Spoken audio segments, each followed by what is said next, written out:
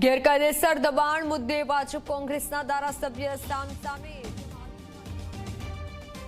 બાદ ઇમરાન ખેડાવાલાનો પલટવાર, કહ્યું ખાડિયામાં હેરિટેજ જગ્યા પર છે ગેરકાયદેસર દબાણો। બનાસકાંઠાના ડુચકવાડમાં નકલી યુરિયા લિક્વિડના કારોબારનો પર્દાફાશ। સબસિડીવાળા યુરિયામાં ભેળસેળ કરી બનાવતા હતા નકલી યુરિયા લિક્વિડ। એલસીબીએ દરોડા પાડી સામાન કર્યો જપ્ત। અમદાવાદની રાજસ્થાન સ્કૂલે ડીઈઓના નોટિસની કરી એસી કી તેસી। હવે વાલીઓને વ્યક્તિગત બોલાવીને એસી માટે માંગ્યા 1000 રૂપિયા।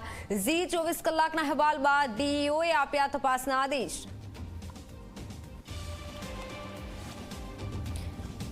મિનરલ વોટરને શુદ્ધ માનતા લોકોએ સાવધાન। સુરતમાં મિનરલ વોટરના નમૂના થયા ફેલ। 14 જગ્યાએ તંત્ર લીધા હતા સેમ્પલ, 9 જગ્યાના સેમ્પલ ફેલ થયા। પાણીમાં ગુણવત્તાનું નથી રખાતું ધ્યાન।